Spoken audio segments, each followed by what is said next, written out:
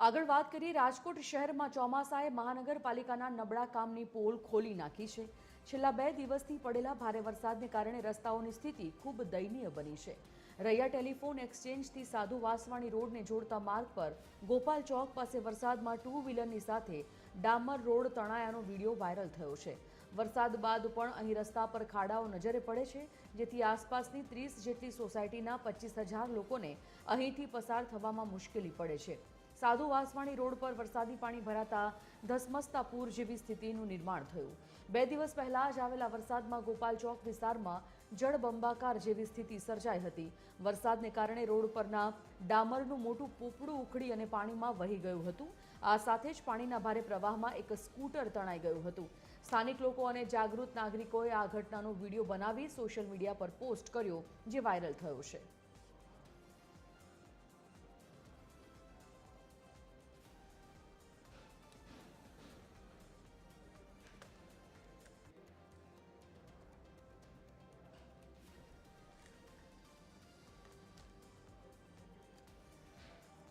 તો રાજકોટમાં speed breaker બાદ હવે એક ડામર રોડ તણાઈ ગયો છે। આપને જણાવી દઈએ કે રાજકોટમાં જે પરિસ્થિતિ આ છે, રૈયા ટેલિફોન એક્સચેન્જથી સાધુ વાસવાણી રોડ પરનો આ વિડીયો છે, જ્યાં ડામરનું પોપડું ઉખડીને તણાઈ ગયું છે અને આ જોઈ શકો છો કે કેટલું જોખમકારક છે। ડામરનું મોટું પોપડું ઉખડી વહેતા પાણીમાં તણાઈ ગયું છે અને આ કેમેરામાં કેદ દ્રશ્યો જે વાયરલ થયા છે। વરસાદે રોડના નબળા કામની પોલ ખોલી નાખી છે।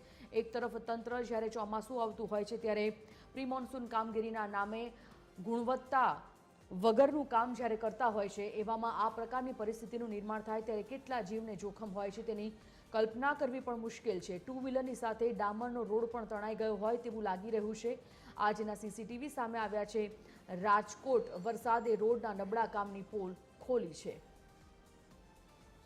સ્પીડ બ્રેકર બાદ હવે રાજકોટમાં ડામરનો રોડ તણાઈ ગયો, જે દ્રશ્યો સામે આવ્યા છે।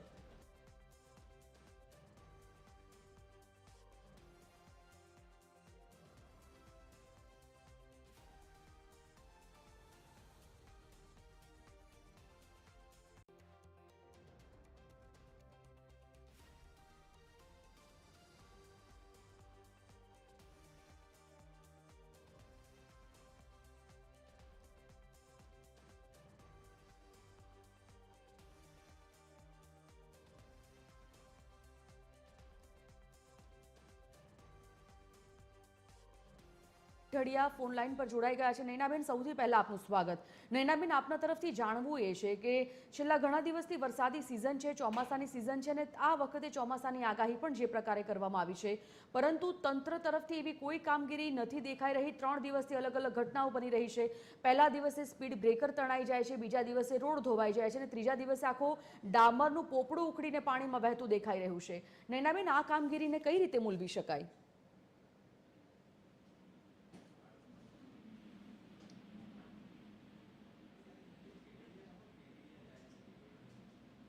નૈનાબેન, મારો અવાજ આપને આવી રહ્યો છે?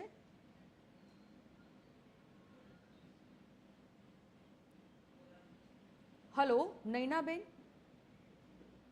નૈનાબેન, મારો અવાજ આપના સુધી પહોંચી રહ્યો છે? રાજકોટના મેયર ફોન નૈનાબેન, મારો અવાજ આપને પહોંચી રહ્યો છે? આ હતા રાજકોટના મેયર નૈનાબેન પીઢડિયા। એમને અવારનવાર ફોન કરવાનો પ્રયત્ન કર્યો, ફોન તેઓ ઉપાડે છે, સવાલ પણ સાંભળે છે, પરંતુ તેમ છતાં તેઓ સવાલનો જવાબ આપવામાં સક્ષમ હોય તેવું નથી લાગી રહ્યું, કારણ કે સવાલ જે પ્રકારે તેમને કરવામાં આવે છે એક જવાબદાર નાગરિક તરીકે, એક જવાબદાર પ્રતિનિધિ તરીકે, ત્યારે એ પ્રતિનિધિ તરીકેનો જવાબ તેમની પાસે નથી। એ સવાલના જવાબથી જાણે તેઓ ભાગી રહ્યા હોય તેવું લાગી રહ્યું છે। 3 દિવસમાં 3 એવી ઘટના બની છે જે રાજકોટ વાસીઓના જીવને જોખમ ઊભું કરાવે તેવું છે। પહેલા દિવસે આ વરસાદમાં સ્પીડ બ્રેકર તણાઈ ગયું છે, બીજા દિવસે આખો રોડ ધોવાઈ ગયો છે। રોડ બનાવવાના નામ પણ ગુણવત્તા પર સવાલ ઊભા થઈ રહ્યા છે, કારણ કે રોડ તો બનાવી દેવામાં આવ્યો છે, પરંતુ એ રોડ પહેલા વરસાદમાં જ્યારે તણાઈ જાય છે, એ રોડ પર ખાડા પડી જાય છે, રોડ પર ભૂવા પડી જાય છે અને આજે જે ઘટના પ્રકાશમાં આવી છે, સતત અને સાર્વત્રિક વરસાદને કારણે એક ડામરનું આખું પોપડું ઉખડી અને રોડ પાણીની સાથે તણાઈ જાય છે। આ સવાલ જ્યારે રાજકોટના મેયરને કરવામાં આવે છે, રાજકોટના મેયર આ સવાલનો જવાબ આપવા સુદ્ધા પણ તેઓ નથી જરૂરી સમજી રહ્યા અને તેઓ ફોન કટ કરી નાખે છે। TV 13 ગુજરાતી જે સતત આમ જનતાના, સ્થાનિક લોકોના સ્થાનિક પ્રશ્નોને ઉઠાવવા માટેની નેમ વ્યક્ત કરતી હોય છે, એ જવાબદારી લેતી હોય છે, ત્યારે રાજકોટના મેયરે આ બાબતે જવાબ આપવો જોઈએ, પરંતુ તેઓ જાણે કે આ કોઈ પણ સવાલના જવાબથી ભાગી રહ્યા હોય તેમ તેઓ આ સવાલનો જવાબ નથી આપી રહ્યા. 3 દ્રશ્ય રાજકોટના બતાવી રહ્યા છે, અમે તમારી સ્ક્રીન પર જોઈ શકો છો. મહિલાઓએ પણ વિરોધ નોંધાવ્યો હતો. રોડની નબળી કામગીરી, જે મહિલાઓ આંગળીથી જે કપચી ઉખાડી રહી હોય, આ પ્રકારની કામગીરી જ્યારે રોડ રસ્તાઓની થાય છે, એટલે સ્વાભાવિકપણે જે હાથથી રોડ ઉખડતો હોય તો ભારે વરસાદ, મુશળધાર વરસાદમાં રોડ રસ્તાઓની હાલત કેવી હોઈ શકે તેની કલ્પના કરવી રહી. 3 દ્રશ્ય અમે તમને બતાવી રહ્યા છે. સ્પીડ બ્રેકર નવું બનાવી દેવામાં આવ્યું, પરંતુ સ્પીડ બ્રેકરની એવી કેવી ગુણવત્તા હશે કે તે વરસાદના પાણીમાં આખું ધોવાઈ જાય છે. બીજી, મહિલાઓ વિરોધ પણ તંત્ર સામે નોંધાવી રહી છે કે રોડની નબળી કામગીરી આ પ્રકારની હોય છે, સ્થાનિકો કેટલા જીવના જોખમે ત્યાંથી પસાર થતા હોય છે. અને બીજું કે ડામરની સાથે સાથે વિપક્ષ નેતા જોડાઈ ગયા છે ફોન લાઈન પર. વશરામભાઈ સાગઠિયા. વશરામભાઈ, ખૂબ ખૂબ સ્વાગત. વશરામભાઈ, રાજકોટના મેયર સાથે તો અમે વાત કરવાનો પ્રયત્ન કર્યો, સવાલ પણ તેમને કર્યો, પણ સવાલ સાંભળીને કદાચ તેઓ આ જવાબ આપવા નહીં માંગતા હોય અથવા તો અસક્ષમ હશે, તેઓએ ફોન કટ કર્યો. પરંતુ 3 દિવસમાં રાજકોટમાં 3 એવી ઘટના, વરસાદના કારણે સ્પીડ બ્રેકર ધોવાઈ જવું, હાથથી કપચી ઉખડી રહી છે, રોડની ગુણવત્તા એવી છે, અને આજે તો આખે રોડનું ડામરનું પોપડું ઉખડીને પાણીમાં વહેતું દેખાય છે. આ કેવી નબળી ગુણવત્તાવાળું કામ છે વશરામભાઈ? એમાં જે ભાજપના શાસકો છે એની પાસે અપેક્ષા રાખવી ખોટી છે. લોકો એને ખોબલે ને ધોબલે મત આપે છે અને એને ગમે તેમ કરી અને સત્તા ઉપર બેઠી લોકોના કોઈ કામ નથી થતા, અને જે કામ થાય છે આપણે જોયા એ પ્રકારે છે. 2 દિવસ પહેલા એક વરસાદના પાણીનું ખાલી 1.5 ઇંચ વરસાદ હતો, તે દિવસે 1.5 ઇંચ પાણીમાં આખું સ્પીડ બ્રેકર તણાઈને સાઈડમાં જતું રહ્યું. વિચારવા જેવું છે. 3 ઇંચ પરમથી વરસાદ થયો તો આખું પોપડું ઊંચું થઈ ગયું 1 ફૂટ. એ પણ વિચારવા જેવી વાત છે, પરંતુ ભાજપના શાસકોને એ વિચાર નથી આવતો.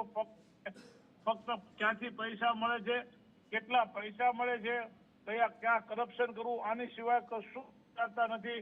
અને રાજકોટની પ્રજા હાલ બેહાલ જેવી એની પરિસ્થિતિ થઈ ગઈ છે, કારણ કે ઘણી ધોકે વગરનું એમ કહેવાય કે રાજકોટ બનાવી નાખ્યું છે ભાજપ વાળાએ, અને હવે અધિકારીઓ ઉપર એનો કોઈ કંટ્રોલ રહ્યો નથી. સ્ટેન્ડિંગ ચેરમેન રહ્યા, સ્ટેન્ડિંગ ચેરમેન પોતાની મનસુબી પ્રમાણે હાલી રહ્યા છે. એટલે કદાચ મેયરના આક્રોશ છે એટલા માટે મેયર એની વાતમાં જવાબ આપી શકે એમ નથી, કારણ કે અંતે તો રાજકોટ મહાનગરપાલિકાના પ્રથમ નાગરિક તરીકે રાજકોટના મેયરને જ હકીકતમાં પ્રશ્ન પૂછતા હોય. જે લોકો જવાબ એટલા માટે નથી આપતા કે પોતે શું આપે, કરપ્શન થયું છે કોનું નામ દે, અંતે તો પોતાના પક્ષના લોકો છે એટલા માટે ના આપી શકતા નથી. આવી પરિસ્થિતિ રાજકોટના મેયરની છે. વશરામભાઈ, તમને એવું લાગે છે કે આ પ્રકારે વિપક્ષે પોતાની જવાબદારી સમજીને આ મુદ્દો ઉઠાવવો જોઈએ, કારણ કે મેયર તો જવાબ આપવા સુદ્ધા પણ તૈયાર નથી. સ્થાનિકોના વારે વિપક્ષ આવશે? ગયા વખતે જનરલ બોર્ડ એનો અર્થ એ થાય છે કે જનરલ બોર્ડમાં તમામે જવાબ આપવો જોઈએ. લોકોના પ્રશ્નોના જવાબ આપવા માટે જનરલ બોર્ડ નિમાયેલું છે.